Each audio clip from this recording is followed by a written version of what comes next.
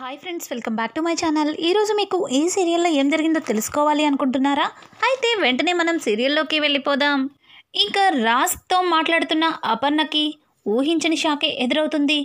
రాజ్ నోటి నుంచి వచ్చిన ఒక్కొక్క మాట అపర్ణకి అసలు ఏ నిర్ణయం తీసుకోవాలో కూడా అర్థం కాక సతమతమవుతుంది. ఏంటి మమ్మీ అంతలాగా ఇబ్బంది పడుతున్నావు? నువ్వేమీ నా గురించి భయపడద్దు, నువ్వేమీ ఇబ్బంది పడవద్దు. ఆ కళావతి ఎప్పటికీ నాకు రాజ్ భార్య కాలేదు.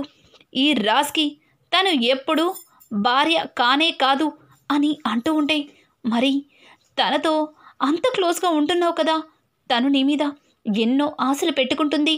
మరి ఒక ఆడపిల్లకి ఆశ చూపించి తరువాత మోసం చేయడం అనేది కరెక్టేనా అని అడగడంతో, మమ్మీ నేనెవ్వరికీ ఆశ చూపించట్లేదు. నేను కేవలం తాతయ్య గారి కోసమే తనతో ప్రేమ నటిస్తున్నాను.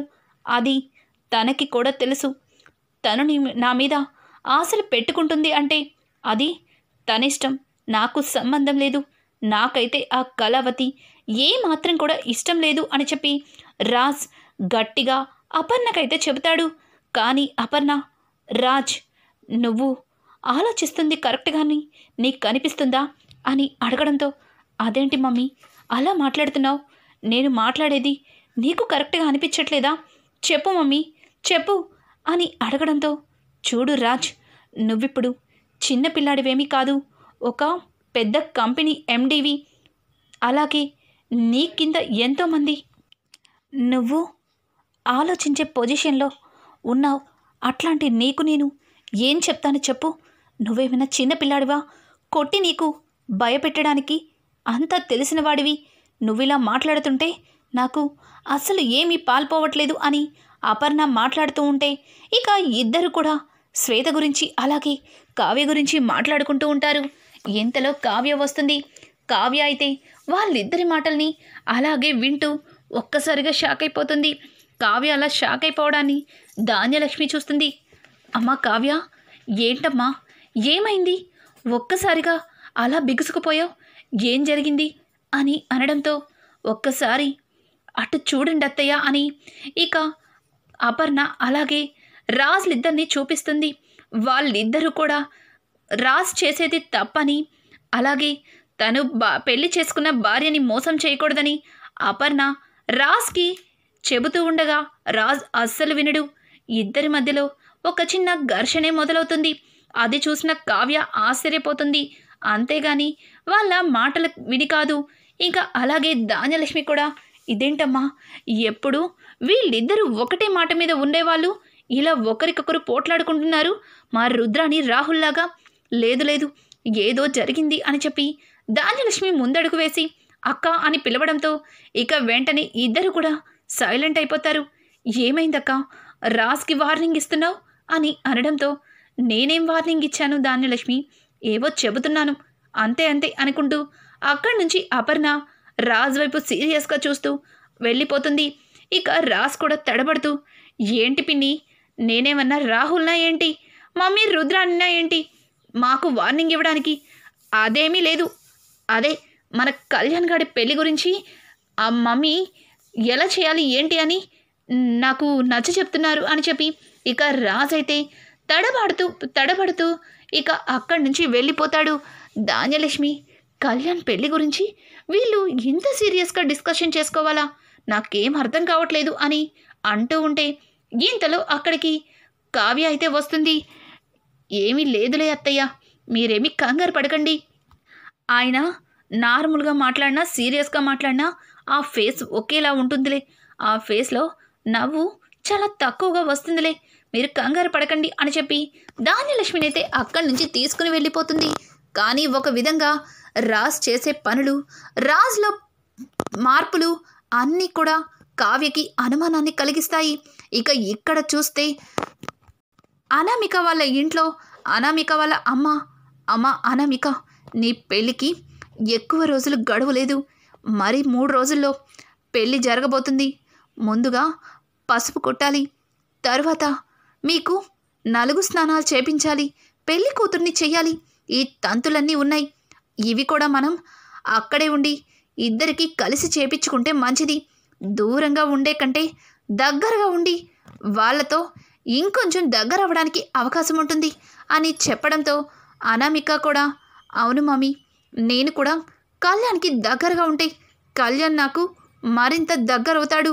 లేకపోతే కళ్యాణ్ నన్ను అస్సలు అర్థం చేసుకోవట్లేదు.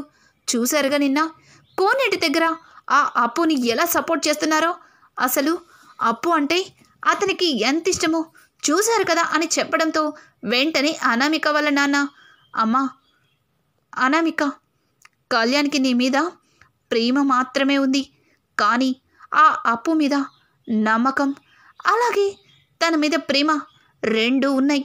నీకంటే కళ్యాణ్ అనామికనే ఎక్కువ అభిమానిస్తున్నాడు, అప్పునే ఎక్కువ అభిమానిస్తున్నాడు. నువ్వు ఆ అప్పు అలాగే కళ్యాణ్ మధ్యలో ఉన్న ఆ స్నేహాన్ని పూర్తిగా తొలగిస్తే కళ్యాణ్ నీవాడైపోతాడు అని చెప్పడంతో డాడీ ఎన్నిసార్లు ప్రయత్నిస్తున్నాను డాడీ, ఎంతలాగా ప్రయత్నించినా వాళ్ళిద్దరి మధ్యలో ఏ మాత్రం కూడా దూరం పెరగటం లేదు. వాళ్ళు మరింత దగ్గరైపోతున్నారు. నాకెందుకో ఈ పెళ్ళి జరుగుతుందో లేదో అని భయంగా ఉంది మమ్మీ అని అనడంతో ఇక వెంటనే అనామిక వాళ్ళ అమ్మ అయితే అవును, ఆ ముగ్గురు అక్క చెల్లెలు ముగ్గురే ఎప్పుడు కూడా ఏదో ఒకటి చేస్తూనే ఉంటారు. ఆ పెళ్ళి కాస్త అయిపోతే ముందు వాళ్ళిద్దరినీ ఇంట్లో నుంచి బయటికి గెంటేసేయి, ఆ ఇంటికి యువరానివైపో అని ఇంకా అనామిక వాళ్ళ అమ్మ అంటూ ఉంటే అందుకే కదా మమ్మీ చేసిన ప్లాన్స్ అన్నీ సక్సెస్ఫుల్గా చేసింది. చివరికి కళ్యాణ్ నా చుట్టూ తిప్పుకున్నాను. కానీ చూడు ఈ అప్పు అలాగే ఆ కావ్య ఇక వాళ్ళక్క స్వప్న ఈ ముగ్గురు నాకు అడ్డుగా తయారయ్యారు. నేనే ఏదో ఒకటి చెయ్యాలి అని చెప్పి ఇక అనామిక తన మనసులో అనుకున్నవన్నీ వాళ్ళ మమ్మీతో చెప్తుంది. ఇక్కడ చూస్తే రుద్రాణి అలాగే రాహుల్ ఇద్దరు కూడా మమ్మీ ఏమీ చెయ్యలేకపోయావు, దాన్ని కోనేట్లో పడేలా చేస్తాను, కడుపు పోయేలా చేస్తాను, ఇక దాని బెడద తొలగించుకుందాం అన్నావు. కానీ అది ఇంట్లో తిరుగుతూ ఉంటే నాకు ఒళ్ళంతా కంపరంగా ఉంది, చాలా ఇరిటేట్గా ఉంది. అది మాట్లాడుతూ ఉన్న ప్రతి క్షణం కూడా నాకు దాన్ని పీక పిసికి చంపేయాలి అనిపిస్తుంది. దాని మొహం కూడా చూడబుద్ధి అవ్వట్లేదు అని అంటూ ఉంటే షటప్ రాహుల్, కొంచెం కూడా ఆలోచించకుండా దాన్ని హనీమూన్కి తీసుకెళ్ళి కడుపు చేసి తీసుకొచ్చావు. ఇప్పుడేమో దాని మొహం చూస్తే ఇరిటేట్ వస్తుంది, దాన్ని చూస్తే చంపేయాలనిపిస్తుంది. ఆపరా ఆపు, నువ్వు నీ ఎదవగోలా. వాడికి చెప్తే వాడేమో దాన్ని తీసుకెళ్ళి పెళ్లి చేసుకోవడానికి ప్రయత్నించాడు. ఇంకా నయ్యం, వాడు రాజ్ దగ్గర నిజం బయట పెడితే వాడితో పాటు మనిద్దరం కూడా జైల్లో కూర్చునేవాళ్ళం. అదొకటి బ్రతికించాడు వాడు అని అనడంతో ఇక వెంటనే రాహుల్ అయితే అమ్మో, వాడిని బెయిల్తో బయటికి తీసుకురాకపోతే వాడు రాజ్కి ఫోన్ చేస్తానంటున్నాడు మమ్మీ, వాడికి బెయిల్ ఇచ్చి బయటికి తీసుకొద్దామా అంటే అస్సలు కోర్టులో బెయిల్ ఇవ్వట్లేదు, డబ్బు అంతా తినేస్తున్నాడు ఆ లాయర్ అని చెప్పడంతో ఆ మైకేల్ గాడు బెయిల్ తీసుకొని బయటకు వచ్చి ఏం చేస్తాడ్రా, వాడు బెదిరించి ప్రతి క్షణం మన దగ్గర డబ్బు తింటాడు, వాణ్ణి స్టేషన్లోనే లేపిచ్చేద్దాంలే అని చెప్పడంతో ఒక్కసారిగా రాహుల్ అయితే సూపర్ మమ్మీ సూపర్, ఈ ఐడియా నాకు రాలేదు అని చెప్పి అక్కడి నుంచి రాహుల్ వెళ్ళిపోతుంటే రేయ్ ఈడియట్, ఏమీ పూర్తవకుండానే వెళ్ళి ఏ విషయంలో దొరికిపోతావురా, ముందు నేను చెప్పినట్టుగా చెయ్యి అని చెప్పి ఇక రుద్రాణి అయితే ఏదో చెప్తుంది. గుర్తుందిగా, ఇది పెళ్ళయ్యేలోపు జరిగిపోవాలి అని చెప్పడంతో ఓకే మమ్మీ ఓకే అని అనుకుంటూ అక్కడి నుంచి రాహుల్ అయితే వెళ్ళిపోతాడు. ఇంతలో ఇంకా రాజ్ స్నానానికి వెళ్తాడు. రాజ్ స్నానానికి వెళ్ళడంతో శ్వేత కంటిన్యూషన్గా కాల్ చేస్తూ ఉంటుంది. ఇంతలో కావ్య అక్కడికి వస్తుంది. మొదటిగా శ్వేత నెంబర్ చూసి కావ్య ఎవరి శ్వేత, ఎందుకు ఇన్నిసార్లు చేస్తుంది అని తన మనసులో అయితే అనుకుంటుంది. కానీ శ్వేత మళ్ళీ కాల్ చేసేసరికి ఎప్పటికీ వాష్రూమ్లో నుంచి రాజ్ బయటికి రాకపోయేసరికి ఆ ఫోన్ కావ్యనే లిఫ్ట్ చేస్తుంది. ఇంకా కావ్య హలో అనకముందే అట్నుంచి శ్వేత, రాజ్ మనం అనుకున్నట్లుగానే నువ్విప్పుడు ఇమ్మీడియట్లీ ఇక్కడికి రావాలి, ఇక్కడికి వస్తేనే వాణ్ణి మనం రెడ్ హ్యాండెడ్గా పట్టుకుంటాం, నాకు జరిగిన మోసాన్ని నాకు జరిగిన అన్యాయాన్ని ఏ ఆడపిల్లకి కూడా జరగకూడదు. రావాలి రాజ్, రావాలి. నేను నీతోనే నా జీవితం అనుకున్నాను. ఇప్పుడు నువ్వు రాకపోతే నేను ఖచ్చితంగా చచ్చిపోతాను అని చెప్పడంతో, ఎవరి అమ్మాయి, ఎందుకు ఇలా మాట్లాడుతుంది, అసలు తన జీవితం గురించి మాట్లాడుతుంది, ఇంతకీ ఈవిడ రాజ్కి ఏమవుతుంది అని కావ్య ఆలోచనలో పడుతుంది. ఏంటి రాజ్, ఇంత మాట్లాడుతున్నా సరే నువ్వేమీ మాట్లాడట్లేదు అంటే నువ్వు కూడా నన్ను మా ఇంట్లో వాళ్ళలాగా వదిలించుకోవాలని చూస్తున్నావా? నీ మీదే నేను కోటి ఆశలు పెట్టుకొని బ్రతుకుతున్నాను. నా కడుపులో బిడ్డకి నాకు నువ్వే సమాధానం చెప్పాలి, అది నీకు తెలుసు కదా అని ఇక వెంటనే శ్వేత కాల్ కట్ చేస్తుంది. ఒక్కసారిగా కడుపులో బిడ్డకి రాజ్ సమాధానం చెప్పడం ఏంటి, అసలు ఎవరు అమ్మాయి, ఎందుకు రాజ్ని ఇలా అడుగుతుందో కావ్యకి అర్థం కాక కావ్య బాత్రూంలోంచి రాజ్ రాగానే రాజ్ వైపు అలాగే చూస్తుంది. రాజ్కి ఏమీ అర్థం కాదు. పైగా కావ్య చేతిలో తన మొబైల్ చూసి వెంటనే ఫోన్ లాక్కుంటాడు. ఏయ్, ఏంటి నా ఫోన్ తీసావు, పైగా నా ఫోన్ నీ చేతిలో ఏంటి అని అడగడంతో, నేనేమి కావాలని తీయలేదులే, కంటిన్యూషన్గా ఒకటే నెంబర్ నుంచి ఫోన్ వస్తుంటే లిఫ్ట్ చేశాను, జస్ట్ మాట్లాడాను అంతే, అయితే తీయకూడదా ఏంటిది మీ ఫోను అని అడగడంతో, ఏంటి కంటిన్యూషన్గా ఫోన్ వచ్చిందా, ఎవరు చేశారబ్బా అని గబగబా రాజైతే కంగారుగా ఫోన్ ఓపెన్ చేసి చూడగానే అది శ్వేత నెంబర్ చూసి రాజ్, ఏం మాట్లాడావు, అసలు తనేం మాట్లాడింది, ఏయ్ మాట్లాడవేంటి, చెప్పు కళావతి అని అడగడంతో, నేనేం మాట్లాడలేదు, అంత తనే మాట్లాడింది, తనే మాట్లాడి తనే ఫోన్ పెట్టేసింది, అయినా మీరు ఇలాంటి వారని అస్సలు ఊహించలేదు, ఇంతవరకు నేను మీలో శ్రీరామచంద్రుడిని మాత్రమే చూశాను,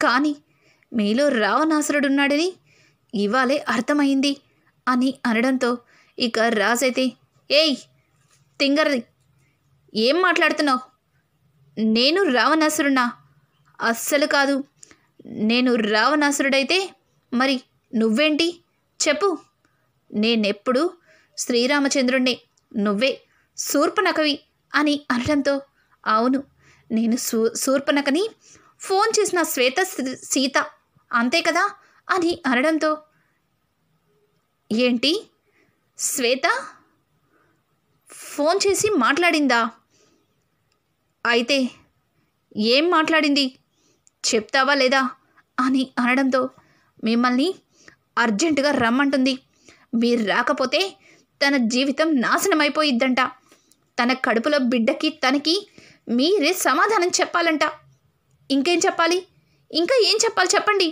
తన బిడ్డకి సమాధానం చెప్పాలి అంటుంది అంటే ఆ బిడ్డకి తండ్రి మీరే కదా, తన జీవితాన్ని నాశనం చేసి నా మెడలో తాళి కట్టి ఇక్కడ నన్ను నాతో పాటు కుటుంబంలో అందరినీ మోసం చేస్తున్నారు, ఇదంతా మీరేనా చేస్తుంది, నాకేమీ అర్థం కావట్లేదు, చెప్పండి అని అనడంతో రాజ్, ఏయ్ చూడు నేను తర్వాత మాట్లాడతాను, ఇప్పుడు అర్జెంటుగా శ్వేతని కలవడానికి వెళ్ళాలి అని చెప్పి ఇక అక్కడి నుంచి రాజ్ అయితే హడావుడిగా శ్వేత దగ్గరికి బయలుదేరతాడు. ఇక్కడ చూస్తే కావ్య అయితే, ఎందుకు ఈయన ఏమీ చెప్పట్లేదు, ఇంత హడావుడిగా పరుగులు తీస్తున్నారు, ఈయన నాకు తెలియకుండా ఏదో చేస్తున్నారు అని చెప్పి కావ్య కూడా రాజ్ని ఫాలో చేస్తుంది. ఇంతలో శ్వేత ఒక రెస్టారెంట్ దగ్గర కనిపిస్తుంది. శ్వేతని చూసిన రాజ్, రా శ్వేత రా అని శ్వేతని కూడా తనతో పాటు కారు ఎక్కించుకొని ఇక అక్కడి నుంచి బయలుదేరతారు. ఇంతలో కావ్య వీళ్ళని ఫాలో చేస్తూ ఉండగా ఇక అనుకోకుండా వీళ్ళిద్దరూ దొంగచాటుగా ఒక హోటల్లో భోజనం చేస్తున్న ఒక అబ్బాయినైతే పట్టుకుంటారు.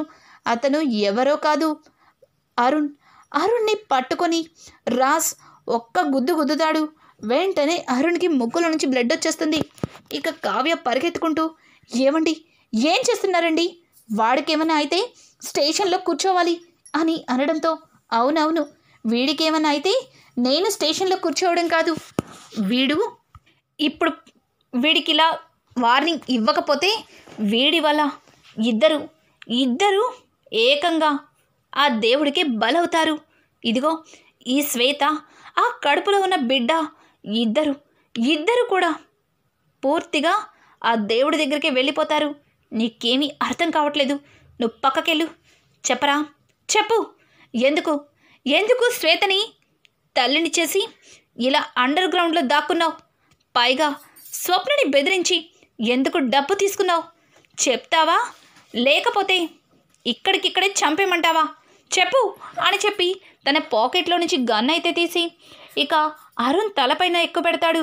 ఇక అరుణ్ అయితే, సార్ నేను శ్వేత పెళ్లి చేసుకోవాలి అనుకున్నాము. మేమిద్దరం డాక్టర్లు అయ్యేసరికి ఇద్దరం పెళ్లి చేసుకోవాలి అనుకుంటున్నామని పెళ్ళి కాకముందే తొందరపడ్డాం. తను నా వల్లే ప్రెగ్నెంట్ అయింది.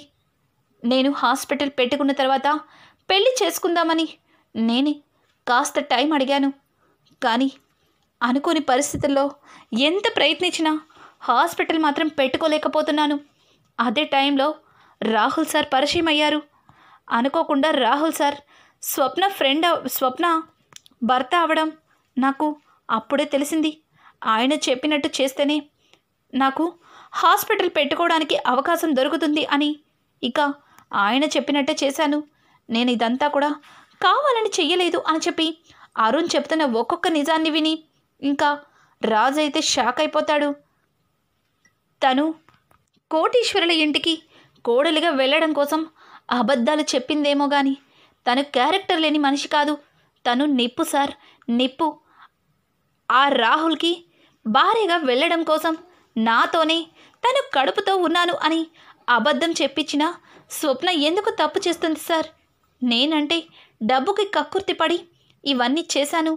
కానీ మీ ఇంట్లో వ్యక్తి తప్పు చేస్తుందో చెయ్యట్లేదో మీకు తెలీదా అన్నట్లుగా అరుణ్ అడగడంతో రాజైతే ఒక్కసారిగా షాక్ అయిపోతాడు. ఇక ఇంటి దగ్గర చూస్తే పెళ్లికి సంబంధించిన ఏర్పాట్లయితే మొదలు పెడుతూ ఉంటారు. ఇంకా అరుణ్ నిజం చెప్పడంతో పక్కనే ఉన్న శ్వేత, ఛీ, అసలు నీకు బుద్ధుందా? కష్టపడి పైకి వచ్చి ఈ రోజున ఈ పొజిషన్లో ఉన్నామని ఆ రోజు నువ్వు స్వప్న వెంట తిరిగినా సరే నిన్ను ఇష్టపడి పెళ్లి చేసుకున్నాను. పెళ్లి దాకా వచ్చాను. కానీ నువ్వు డబ్బు కోసం ఇంతలాగా ఒక ఆడపిల్ల జీవితంతో ఆడుకోవడానికి సిగ్గనిపించట్లేదా? అసలు నిన్ను అని అంటూ ఉంటే, శ్వేత ప్లీజ్ శ్వేత అలా మాట్లాడకు. ఒకప్పుడు స్వప్న చుట్టూ తిరిగాను. కానీ ఇప్పుడు నువ్వంటే ప్రాణం. నీ కడుపులో ఉన్న బిడ్డ అంటే ప్రాణం. నువ్వు లేకుండా నేను బ్రతకలేను. దానికోసమే ఈ ప్రయత్నాలన్నీ. మీ ఇద్దరిని ఏ ఇబ్బంది లేకుండా చూసుకోవాలని ఇలా చేశాను. అంతేగాని నిన్ను వదిలించుకోవాలనో నిన్ను మోసం చేయాలనో నేను ఇలా చెయ్యలేదు. సార్ చెప్పండి, సార్ చెప్పండి అని అనడంతో ఇక రాజ్ వెంటనే శ్వేతతో, చూడు శ్వేత, అతను తప్పు చేశాడు. కానీ నీ మీద ప్రేమ తనకి అలాగే ఉంది. మీ ఇద్దరూ పెళ్లి చేసుకుంటారు. నువ్వేమి కంగారు పడకు. నీకిచ్చిన మాట ప్రకారం నువ్వు ప్రేమించిన అబ్బాయిని నీ చేతిలో పెడుతున్నాను అని చెప్పి రాజ్ కావ్యని తీసుకొని అక్కడి నుంచి హడావుడిగా బయలుదేరతాడు. కావ్యకి ఏమీ అర్థం కాదు. ఏవండి, అరుణ్తో ఇంట్లో నిజం చెప్పాలి కదండి, మీరేంటి ఇలా హడావుడిగా బయలుదేరుతున్నారు అని అనడంతో, చూడు ఇప్పుడు మనం ఒక దగ్గరికి వెళ్ళాలి అని చెప్పి కావ్యని తీసుకుని బయలుదేరుతుంటే, ఎక్కడికండి చెప్పండి అని అడగడంతో, ఎక్కడికో చెప్తాను, ముందు నోరు మూసుకొని కారెక్కు అని చెప్పి రాజైతే కావ్యని కారెక్కించుకొని ఇంకా ఒక కొండల దగ్గరకైతే తీసుకెళ్తాడు. ఏంటండి ఈ కొండల దగ్గరికి తీసుకొచ్చాడు? కొంప తీసి నన్నేమైనా చేస్తారా అని అనడంతో, అవును మరి, పెళ్లి చేసుకున్న దగ్గర నుంచి ఈ రోజుకి నేను నిన్నేమీ చేయలేదు. నేనేం చేస్తానే, నువ్వే నన్నేమీ చేయకుండా జాగ్రత్త పడుతున్నాను అని చెప్పి రాజ్ అంటూ ఉంటే, నాకు అర్థమైపోయింది, మీకు నన్ను పెళ్లి చేసుకోవడం ఇష్టం లేదు కాబట్టి ఈ కొండల మీద నుంచి తోసేయాలని ఇక్కడికి తీసుకొచ్చారా అని అడగడంతో, చూడు కాసేపు నోరు మూసుకొని ఉంటే చాలా బాగుంటుంది అని చెప్పి రాజ్ అయితే కావ్యని తీసుకొని ఒక గుహ లాంటి ప్లేస్లోకి వెళ్తాడు.